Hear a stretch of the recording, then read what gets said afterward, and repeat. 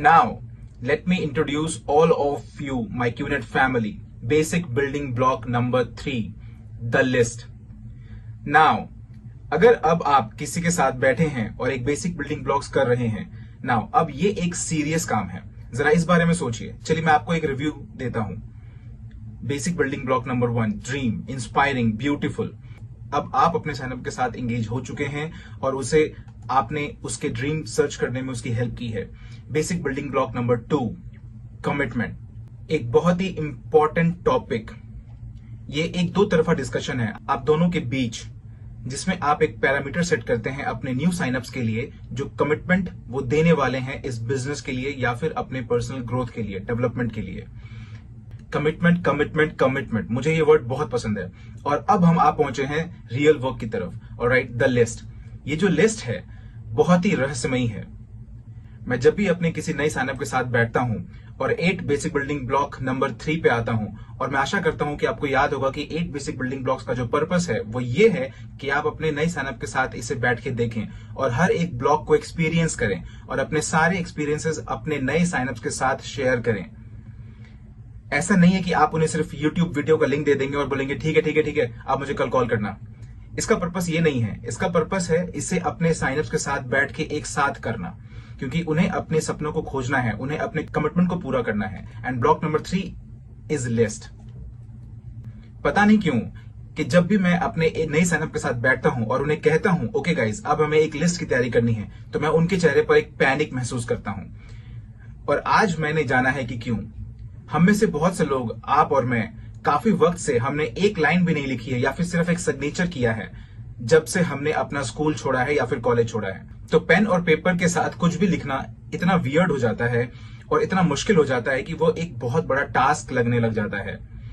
क्योंकि आज के जमाने में हर कोई स्मार्टफोन, आईपैड, कीबोर्ड प्रेफर करने लगे हैं। आप समझ रहे हैं? लेकिन इसके लिए कोई एक्सेप्शन नहीं है। जिस लिस्ट के बारे में मैं आपसे आज बात करने वाला हूं, उस लिस्ट को आपको पेन और पेपर की मदद से ही लिखना होगा। ऑलराइट? और अब आप मुझसे एक सवाल पूछ सकते हैं कि मैं इसे अपने कॉन्टैक्ट लिस्ट में भी सेव तो कर सकता हूं या फिर अपने आईपैड को यूज कर सकता हूं। आप नहीं कर सकते। ऑलराइट? ये एक नॉन नेगोशिएबल रूल है। आपको इसे एक पेपर पर ही लिखना होगा। ये सिर्फ एक नाम या फिर एक आपके सपनों का संग्रह नहीं है। ये यहाँ के इस प्रोसेसर से ट्रांसफर होके पेपर पे डिसाइडेड नेम तक का एक पूरा प्रोसेस है। ऑलराइट?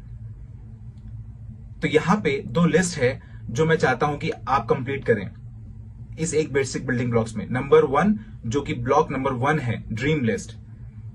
आपने जो भी सोचा है, जो चीजें भी आपने डिसाइड की हैं, ये सारी चीजें आपको पूरी करनी है और ये सारे सपने आपको असलियत में बदलने हैं इस क्यूनेट के सफर में। तो आपको इसे लिखना होगा। सबसे पहले आप लिखिए ड्रीम्स और फिर एक स्केल लीजिए और उसके नीचे लाइन खींचिए, जैसे कि आप स्कूल में किया करते थे। जब आप किसी वर्ड के नीचे एक लाइन डालते थे तो वो इतना इंपॉर्टेंट नहीं होता था। तो मैं चाहता हूं कि आप उसे 3 बार अंडरलाइन करें। तो ये ड्रीम इतना इंपॉर्टेंट है और उसे फिर नीचे में लिखिए। और जरूरी नहीं है कि वो एक बहुत महंगा पेन हो, कोई पेन से लिख सकते हैं। बस आपको अपने ड्रीम्स लिखने हैं। ये आपकी पर्सनल चीज है और ये वो चीज है जो आप चाहते हैं। ये आपके ड्रीम्स को जीने का एक और मौका है। इतने सालों के रैट रेस में उलझने के बाद, इतने सालों से go to back come back home, go to back come back home, go to back come back home, go to back come back home में रहने के बाद आप अपना सफर फिर से शुरू करने जा रहे हैं इस अनबिलीवेबल कंपनी क्यूनेट के साथ। तो मैं चाहता हूं कि आप अपने ड्रीम्स लिखिए और ये आपके हैं। इसे आपको किसी और को दिखाने की जरूरत नहीं है। ये आपके ही हैं, आपके अपने सपने। ये बहुत ही छोटे सपने से शुरू हो सकता है और कितने भी बड़े सपने तक जा सकता है। लेकिन आपके ड्रीम्स, इसे लिखिए, फोल्ड करिए, अपने वॉलेट में रखिए या फिर किसी ऐसी जगह जो सेफ हो, या फिर अपने बैंक सेफ में रख सकते हैं। ओके, एक कॉपी बनाने के बाद। लेकिन आपको अपना ड्रीम लिस्ट बनाना ही होगा। ड्रीम लिस्ट आपका एक रेफरेंस पॉइंट है, एक रिमाइंडर है जो आपको यह याद दिलाएगा कि आपने जर्नी हमारे साथ क्यों शुरू की थी। एक रिमाइंडर है जो आपको हमेशा स्ट्रांग रखेगा जब भी आप गिव अप करने का सोचेंगे। एक रिमाइंडर है जो आपको हेल्प करेगा हमेशा स्विच ऑन रहने के लिए जब आप स्विच ऑफ होने का सोचेंगे। ऑलराइट? ये एक तरह का फ्यूल है जो आपको उन सारे चैलेंजेस को फेस करने के लिए हेल्प करेगा जो नेचुरली आप इस जर्नी में फेस करने वाले हैं, 0 से लेकर मैक्स आउट तक। ऑलराइट? अब जो दूसरी लिस्ट है वो आपके जर्नी का सबसे शुरुआती पॉइंट है। ये डॉक्यूमेंट जिसे हम कहते हैं नेम लिस्ट। ये डॉक्यूमेंट आपके इस सफर का फंडामेंटली इंपॉर्टेंट डॉक्यूमेंट होगा।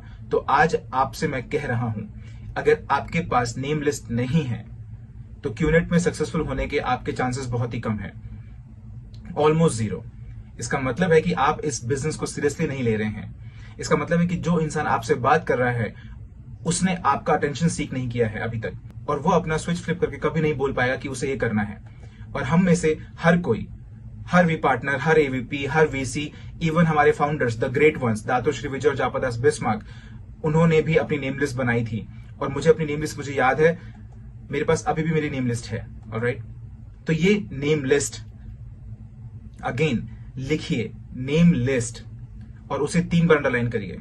ऑलराइट, उसकी इंपॉर्टेंस बताने के लिए। और उसके बाद शुरू करते हैं। अब लोग हमेशा कंफ्यूज हो जाते हैं जब भी वो नेम लिस्ट बनाने जाते हैं। इसे बिल्कुल भी कॉम्प्लिकेट मत करिए। ऑलराइट, आपको उन्हीं लोगों के बारे में लिखना है जिन लोगों को आप जानते हैं, जिसे कहा जाता है सर्कल ऑफ इन्फ्लुएंस।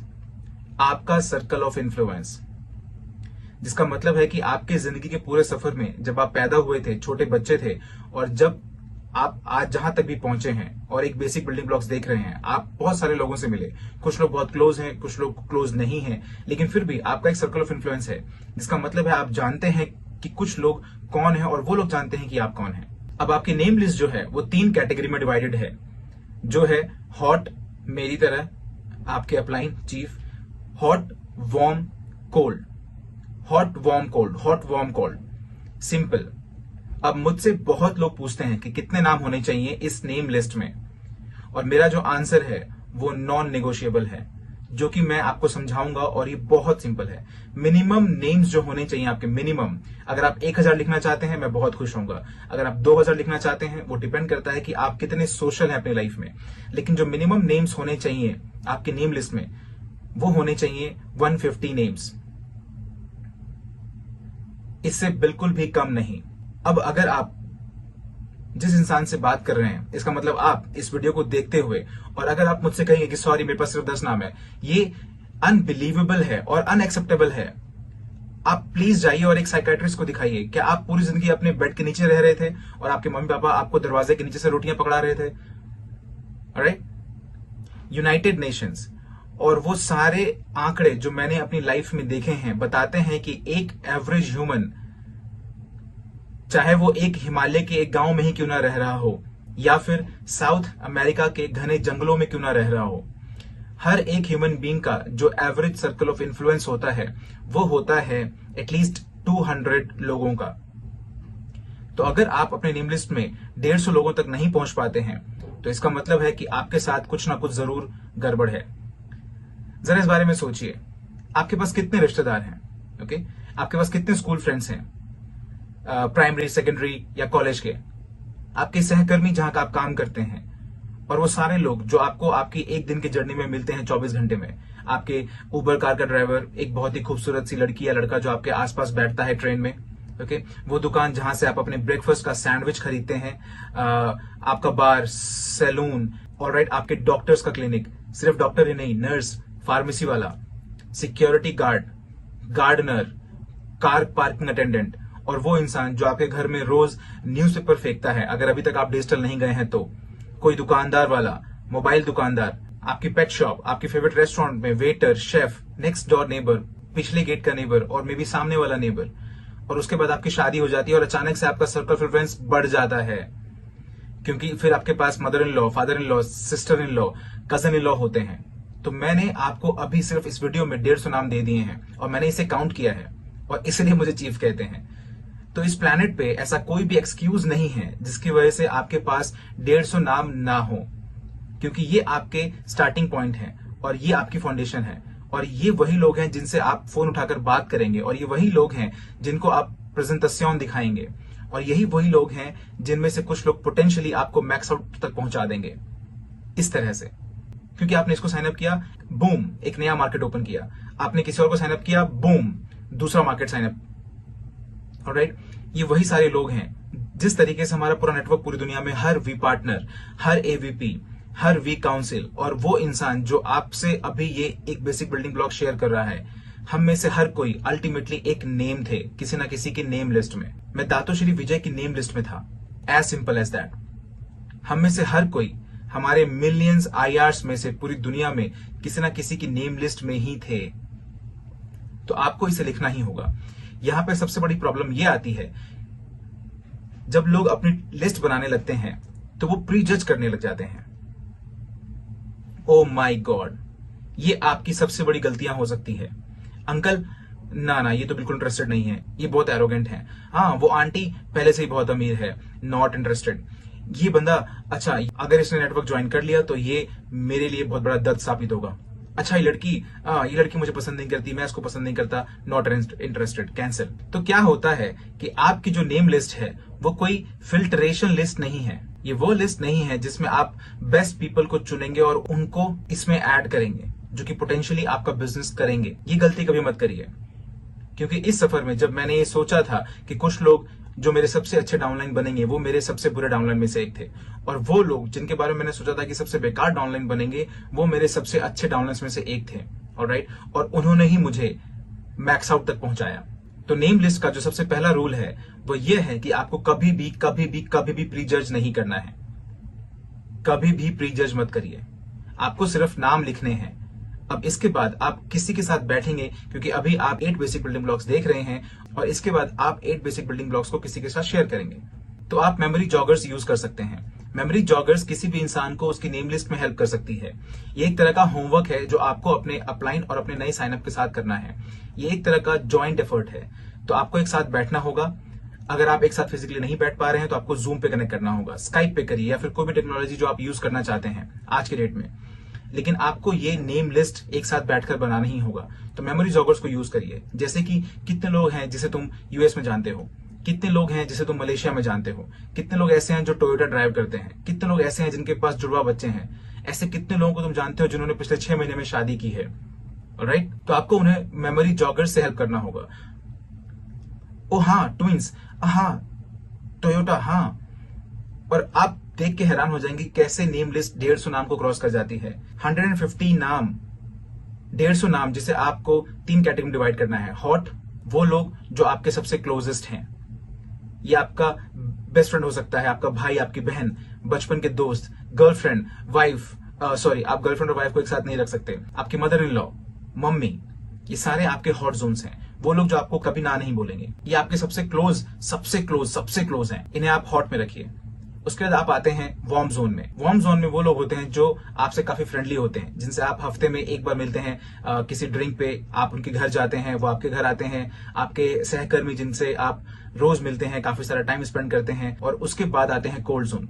वो है आपके बार्बर जो हर हफ्ते बदलता है, आपका उबर ड्राइवर, दुकानदार जहां से आप एक सेब खरीदते हैं। आप समझ रहे हैं, आप उनको जानते हैं, वो आपको जानते हैं, आप शायद उनका नाम ना जानते हो, और कई बार आप सिर्फ उनका नाम ही जान रहे होते हैं, बट स्टिल वो ऐसे लोग हैं जो आपको जानते हैं। तो आपके पास 3 कैटेगरीज, हॉट, वार्म, कोल्ड, और आपकी नेम लिस्ट इसी अकॉर्डिंगली बनी होनी चाहिए। आपके नेम लिस्ट में जो नाम होने चाहिए वो कभी भी कम नहीं होनी चाहिए, कम नहीं हो सकते 150 नामों से। और आप सबके लिए ये एक स्टार्टिंग पॉइंट है, ये आपकी फाउंडेशन है, ये उन शुरुआती ईंटों में से एक है जो आप रखेंगे अपनी मैक्स आउट टावर बनाने के लिए। क्या आप समझ रहे हैं? तो आपके पास कमिटमेंट और ड्रीम है जो कि आपकी अल्टीमेट फाउंडेशन है, और आपकी नेम लिस्ट आपकी फाउंडेशन की पहली ईंट है। आपकी फाउंडेशन के बाद पहली ईंट जो आपके मैक्स आउट टावर को बनाने में मदद करेगी। इसके लिए अपनी सीरियसनेस का लेवल सबसे हाई करना होगा अपनी ड्रीम लिस्ट के लिए और नेम लिस्ट के लिए, क्योंकि इस लिस्ट के कॉन्सेप्ट के बगैर अगर आप शुरू करते हैं तो इसका मतलब है कि आप गलत रास्ते पर हैं। आपका क्यूनेट का सफर बहुत ही मुश्किल होगा। तो आपको सही शुरुआत करनी होगी। मेक श्योर करिए कि ये पेपर पे अच्छे से लिखा हुआ है और ये नॉन नेगोशिएबल है, और मेक श्योर कि आप अपनी लिस्ट कंप्लीट कर रहे हैं।